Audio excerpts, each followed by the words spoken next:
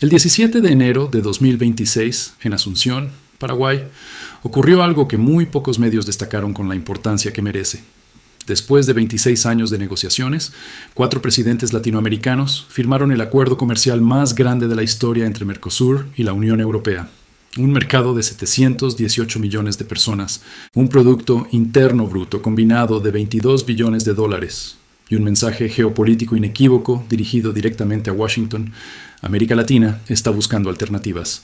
No es casualidad que este acuerdo se haya concretado exactamente ahora, en el momento en que Donald Trump acaba de iniciar su segundo mandato con la estrategia más agresiva que Estados Unidos ha aplicado sobre la región en décadas.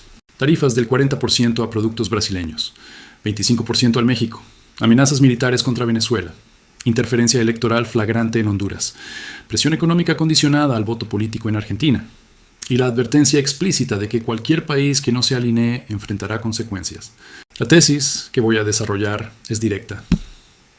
América Latina no está formando un bloque monolítico contra Trump, porque la región nunca ha estado tan dividida. Pero lo que sí está ocurriendo es algo igualmente significativo. Los países que representan el 80% del Producto Interno Bruto sudamericano están construyendo una arquitectura económica alternativa que reduce la dependencia estructural de Estados Unidos. Y eso, para Washington, es una amenaza existencial a su capacidad de proyectar poder en su propio hemisferio. Para entender lo que está en juego, hay que retroceder a 1945. Ese año, al final de la Segunda Guerra Mundial, Estados Unidos estableció el sistema de Bretton Woods y consolidó su dominio sobre América Latina, mediante lo que se conoció como la política del patio trasero.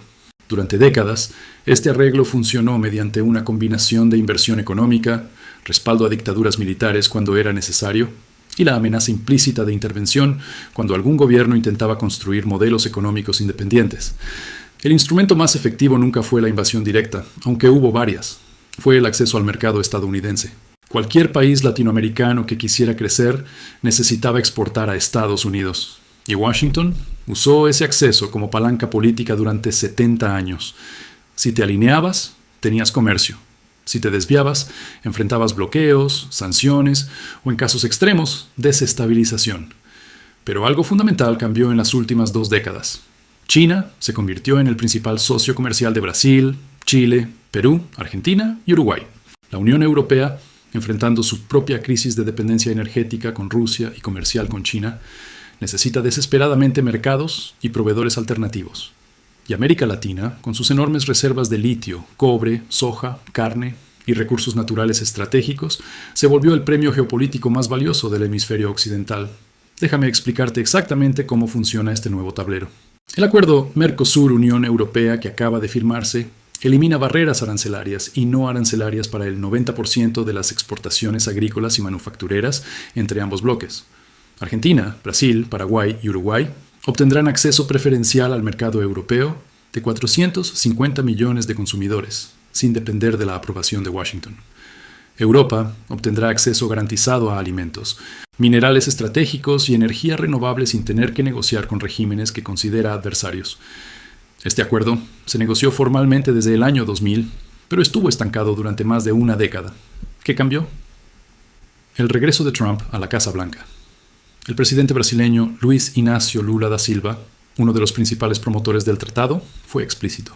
En su discurso ante la cumbre CELAC-Unión Europea en Santa Marta, Colombia, dijo: "El acuerdo Mercosur-UE prueba que es posible fortalecer el multilateralismo también en el frente comercial, como respuesta al unilateralismo". No mencionó a Trump por nombre, no hacía falta. La vicepresidenta de la Comisión Europea, Teresa Rivera, fue igualmente clara. América Latina contará con las puertas abiertas de la Unión Europea. Europa elige cooperación y no aislamiento. Otra referencia implícita pero inconfundible a la estrategia trumpista de tarifas y amenazas. Y aquí viene lo importante. Este acuerdo no es simplemente un tratado comercial, es una declaración geopolítica. Brasil, con el 9º Producto Interno Bruto del mundo, está diciendo que no aceptará chantajes económicos de Washington. Argentina, bajo Javier Milei, puede estar completamente alineada con Trump ideológicamente, pero incluso Milei estuvo presente en la firma del acuerdo, porque necesita desesperadamente acceso a mercados para exportar sus productos agrícolas. Uruguay y Paraguay Economías más pequeñas, pero estratégicamente posicionadas, están diversificando sus socios comerciales para no depender exclusivamente de Estados Unidos. Pero esto es lo que casi nadie entiende cuando habla de América Latina contra Trump. La región no está unida. De hecho, nunca ha estado tan fragmentada. Trump ha construido una alianza sólida con 4 gobiernos sudamericanos de derecha: Argentina bajo Milei, Ecuador, Paraguay y Bolivia. También mantiene relaciones estrechas con El Salvador bajo Nayib Bukele. Estos gobiernos no solo no se oponen a las políticas de Trump, sino que activamente colaboran con ellas. En octubre de 2025, Trump condicionó apoyo económico a Argentina a que los votantes argentinos respaldaran al partido de Milei en las elecciones legislativas. Y funcionó. Milei consolidó su mayoría. En noviembre y diciembre de 2025, durante las elecciones presidenciales en Honduras, Washington apoyó abiertamente al candidato conservador de oposición. Después de semanas de conteo lento y acusaciones de fraude, ese candidato fue declarado ganador. La injerencia fue tan flagrante que ni siquiera intentaron disimularla. Del otro lado están Brasil bajo Lula, México bajo Claudia Sheinbaum y Colombia bajo Gustavo Petro. 3 gobiernos progresistas que representan el 55% de la población latinoamericana y más del 60% del Producto Interno Bruto regional. Y los 3 han sido blanco directo de la estrategia de presión de Trump. En julio de 2025, Trump impuso una tarifa del 40% a numerosos productos agrícolas brasileños, acusando al gobierno de Lula de promover una caza de brujas contra el expresidente Jair Bolsonaro. La justificación oficial mencionó graves violaciones de derechos humanos que han socavado el Estado de Derecho en Brasil. En otras palabras, Washington usó tarifas comerciales para presionar sobre procesos judiciales internos de un país soberano. La respuesta de Lula fue medida pero firme. Evitó represalias inmediatas, se enfocó en subvenciones internas y presentó quejas ante la Organización Mundial del Comercio en lugar de adoptar frentes de confrontación directa. Pero también intensificó su liderazgo para concretar el acuerdo Mercosur-UE precisamente como alternativa a la dependencia de Estados Unidos. En diciembre de 2025, Lula habló por teléfono con Trump sobre las negociaciones para retirar la sobretasa impuesta a productos brasileños. En esa conversación, el presidente brasileño fue categórico. Le dije a Trump que no queremos guerra en América Latina, somos una zona de paz. Y añadió: el unilateralismo que el presidente Trump desea es que aquel más fuerte determine lo que los otros van a hacer. Es siempre la ley del más fuerte. México enfrenta una presión diferente pero igualmente intensa. Trump ha acusado al gobierno mexicano de no hacer suficiente para contener el flujo de fentanilo y otras drogas hacia Estados Unidos. Los productos que no están cubiertos por el TMEC, el tratado comercial entre México, Estados Unidos y Canadá, enfrentan tarifas del 25%. Pero más allá de las tarifas, está la amenaza implícita de que Washington podría presionar a México para cortar ayuda a Cuba, con el objetivo de estrangular más la economía cubana. Colombia, bajo Gustavo Petro, también ha sido objetivo de presiones. Aunque los detalles específicos son menos públicos que en los casos de Brasil y México, analistas señalan que Trump pretende involucrarse activamente en las elecciones presidenciales brasileiras de 2026 y en otros procesos electorales regionales para asegurar que gobiernos alineados con Washington lleguen al poder. Un especialista estadounidense en relaciones internacionales fue directo. Después de Venezuela, Trump va a intentar influenciar elecciones en Brasil, pero puede perjudicar a la derecha, pues el nacionalismo se tornará más fuerte. El Brasil es un gran contrapeso contra las acciones de Trump. Y aquí es donde Venezuela se convierte en el caso más extremo y revelador. En enero de 2026, Trump amenazó directamente al gobierno de Nicolás Maduro con intervención militar. El gobierno estadounidense desplegó un portaaviones en el Caribe en una operación denominada Lanza del Sur. Trump ordenó impedir la entrada y salida de petroleros sancionados de Venezuela y llegó a declarar públicamente amenazas de exterminio. El 4 de enero de 2026, la CELAC, la Comunidad de Estados Latinoamericanos y Caribeños, convocó una reunión de emergencia virtual para discutir la crisis venezolana. El resultado fue revelador de la fragmentación regional. No hubo comunicado oficial, no hubo posicionamiento común del bloque y ninguna nota fue divulgada. Algunos países apoyaron implícitamente a Washington. Otros, como Brasil, mantuvieron posiciones contrarias a cualquier intervención militar, pero sin llegar a un consenso colectivo. El ministro de Relaciones Exteriores venezolano, Iván Gil, fue explícito durante esa reunión. Lo que ficó claro es que lo que interesa son nuestros recursos naturales, el petróleo, la energía, la tierra, el agua y la biodiversidad de nuestra región. Hoy fue Venezuela. Mañana puede ser cualquier otro país. Más allá de si uno apoya o no al gobierno venezolano, la advertencia tiene fundamento histórico. América Latina tiene el litio necesario para la transición energética global. Tiene las reservas de agua dulce más grandes del planeta. Tiene tierras agrícolas que pueden alimentar a miles de millones. Y tiene petróleo, gas, cobre y minerales estratégicos que las potencias mundiales necesitan desesperadamente. Entonces, ¿qué escenarios tenemos hacia adelante? Escenario 1. Consolidación del eje. Mercosur, Unión Europea, como alternativa al orden estadounidense. Probabilidad estimada, 40%. En este escenario, el acuerdo comercial recién firmado entra efectivamente en vigor después de ser ratificado por los parlamentos de Argentina, Brasil, Paraguay, Uruguay y los 27 Estados miembros de la Unión Europea. Esto no sería fácil porque Francia mantiene objeciones debido a preocupaciones de agricultores franceses. Pero Alemania y España están firmemente a favor y el impulso político generado por el unilateralismo de Trump podría ser suficiente para superar resistencias. Si este escenario se materializa, América del Sur habrá diversificado estructuralmente sus mercados de exportación, reduciendo el leverage económico de Estados Unidos sobre la región. Escenario 2. Fragmentación profunda con dos Américas latinas. Probabilidad estimada, 35%. En este escenario, la división actual se consolida. Por un lado, un eje Brasil-México-Colombia que mantiene autonomía estratégica, desarrolla vínculos comerciales con Europa y Asia, y resiste presiones de Washington. Por otro lado, un bloque Argentina, Ecuador, Paraguay, Bolivia, alineado ideológica y económicamente con Trump, que funciona efectivamente como extensión de intereses estadounidenses en la región.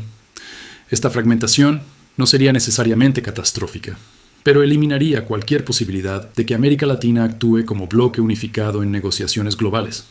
Escenario 3. Escalada de presión estadounidense con respuestas cada vez más contundentes. Probabilidad estimada, 20%. Trump podría interpretar el acuerdo Mercosur-UE y la resistencia de Brasil, México y Colombia como desafíos inaceptables. En ese caso, podríamos ver tarifas aún más altas, sanciones financieras, presión sobre empresas estadounidenses para desinvertir de esos países y mayor interferencia en procesos electorales. La respuesta latinoamericana sería probablemente un giro más pronunciado hacia China como socio comercial y político, acelerando exactamente lo que Washington quiere evitar, la pérdida de influencia hemisférica.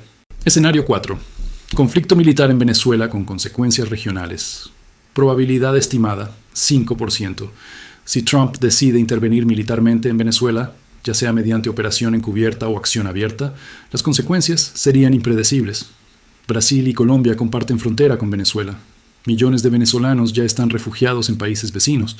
Una intervención militar podría desestabilizar toda la región andina, generar crisis humanitaria masiva y forzar a gobiernos latinoamericanos a tomar posiciones explícitas a favor o en contra de Estados Unidos de formas que no tienen vuelta atrás. ¿Qué significa todo esto para ti? Vivas donde vivas en el continente americano. Si vives en Estados Unidos, estás presenciando el momento en que tu país descubre que ya no puede simplemente dictar términos a América Latina y esperar obediencia automática. La generación de líderes latinoamericanos que aceptaba la hegemonía estadounidense como hecho natural está siendo reemplazada por una generación que creció viendo a China convertirse en la segunda economía del mundo, que vio el fracaso de intervenciones estadounidenses en Medio Oriente y que entiende que hay alternativas reales al orden que Washington construyó después de 1945. La pregunta no es si América Latina va a diversificar sus alianzas, ya lo está haciendo. La pregunta es si Estados Unidos tiene una estrategia que no dependa exclusivamente de amenazas y tarifas. Si vives en México, estás en la posición más complicada del continente. Tu economía está profundamente integrada con Estados Unidos a través del TEMEC. No puedes simplemente pivotar hacia Europa o China como Brasil puede hacer. Pero al mismo tiempo, estás viendo cómo Washington usa tarifas sobre productos no cubiertos por el tratado como herramienta de presión política. Tu dilema es real. ¿Hasta qué punto puedes mantener autonomía en política exterior cuando tu economía depende tanto del mercado estadounidense?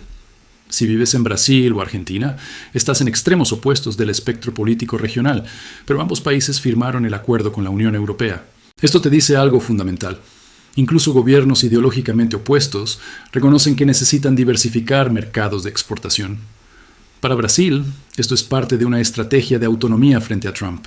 Para Argentina, bajo Milei, esto es pragmatismo económico que coexiste con alineamiento ideológico con Washington.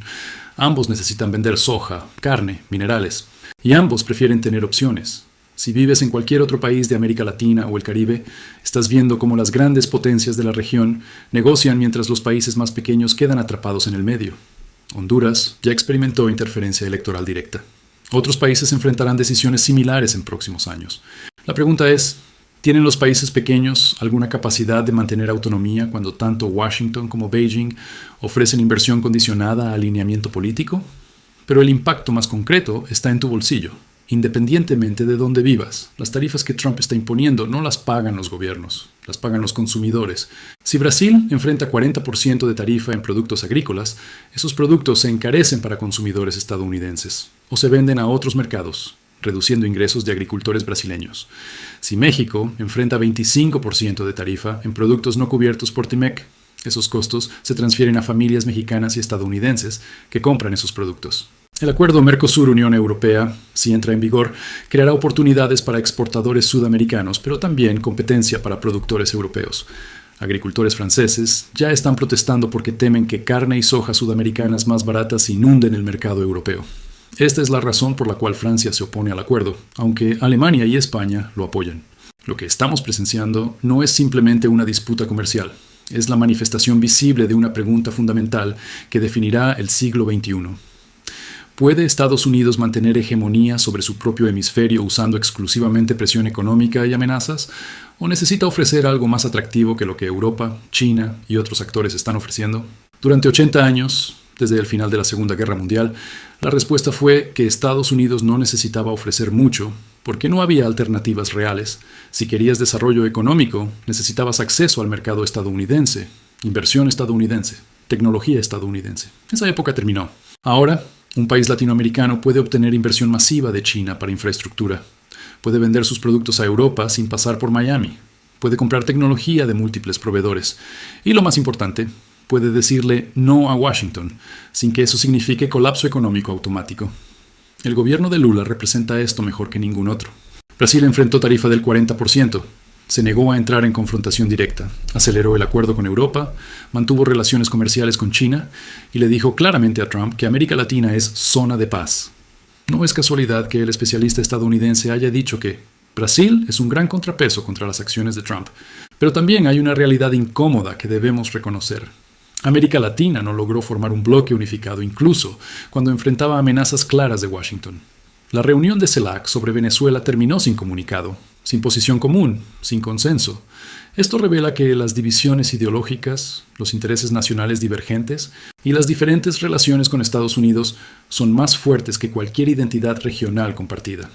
Entonces, cuando escuches el titular de que Latinoamérica dice basta y forma un bloque contra Trump, la realidad es más matizada. No hay un bloque unificado. Pero sí hay un acuerdo comercial histórico que reduce dependencia de Estados Unidos. Sí hay 3 grandes países, Brasil, México, Colombia, que están resistiendo presiones de Washington. Sí hay una arquitectura económica alternativa que está emergiendo. La pregunta no es si Trump va a lograr que toda América Latina se alinee con él. No lo va a lograr. La pregunta es cuánto daño económico y político está dispuesto a infligir en el proceso de intentarlo, y si ese daño terminará acelerando exactamente lo que quiere evitar. Una América Latina que mira hacia otros socios y construye futuros que no dependen de la aprobación de Washington. Mantente alerta, mantente informado, y cuando veas noticias sobre tarifas, acuerdos comerciales o amenazas diplomáticas, recuerda que lo que realmente está en juego no es solo comercio. Es la respuesta a la pregunta de si el hemisferio occidental seguirá siendo un espacio donde Estados Unidos decide unilateralmente o si será una región donde múltiples actores negocian en condiciones más equilibradas. La historia no terminó. Apenas está comenzando.